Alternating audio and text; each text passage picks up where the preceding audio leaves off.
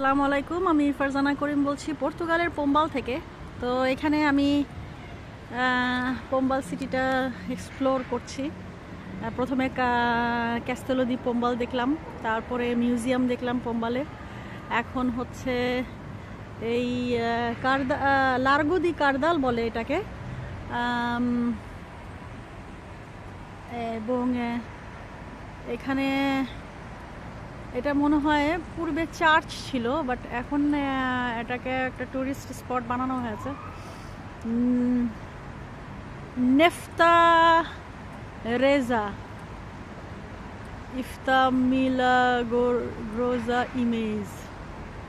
But আমি অনলাইনে যখন এটা সার্চ করেছিলাম, এটা লার্গো দি কার্দাল হিসেবেই পরিচিত, এবং আমি গুগল ম্যাপ ফলো করে এটাই পেয়েছি। বাট এখানে গেইটে লেখা দেখছি ভিন্ন কিছু,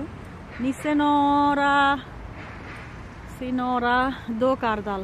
আচ্ছা, যাই হোক, এর পাশে যে 3 স্টার হোটেলটা দেখতে পাচ্ছি, এটা একদম পুরোটাই ফুল দিয়ে সাজানো। এটা খুব ভালো লাগছে দেখতে। Wow, that's nice.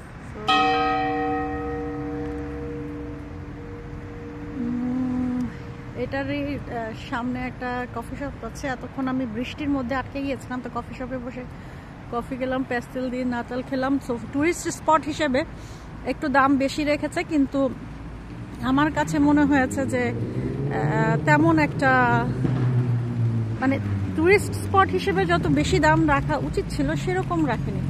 তো এটা একটা ট্রাভেল এজেন্সি। এখানে টিকিট কাটা হয়। ওদের ট্রাভেল এজেন্সিগুলো যেভাবে সাজানো হয় খুবই সিম্পল। আমাদের যেমন অনেক পোস্টার লাগানো হয়, ওরা কিন্তু এরকম পোস্টার লাগায় না। এই যে জাস্ট হচ্ছে যেমন চশমার দোকান, জাস্ট অপটিক্স লিখে রাখবে। এই এত ছবি টবি দিয়ে দুনিয়ার পোস্টার দিয়ে ভরায় রাখবে না। তো এটা হচ্ছে কামারা মিউনিসিপাল দি পোম্বাল, এই বিল্ডিংটা।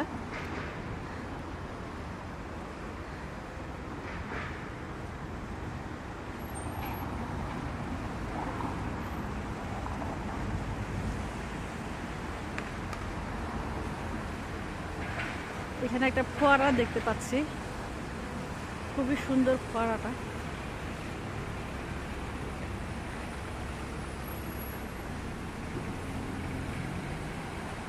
এরকম ভালো লাগে, তাই না?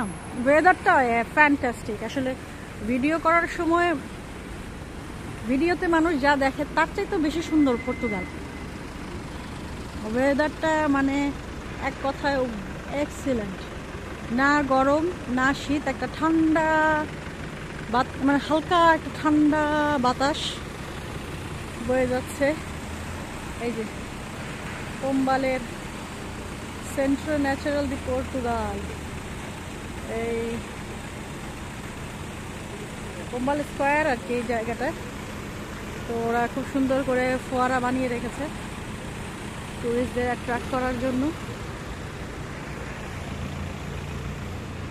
এখানে জাপানিজদের রেস্টুরেন্ট আছে, নাগোয়ার।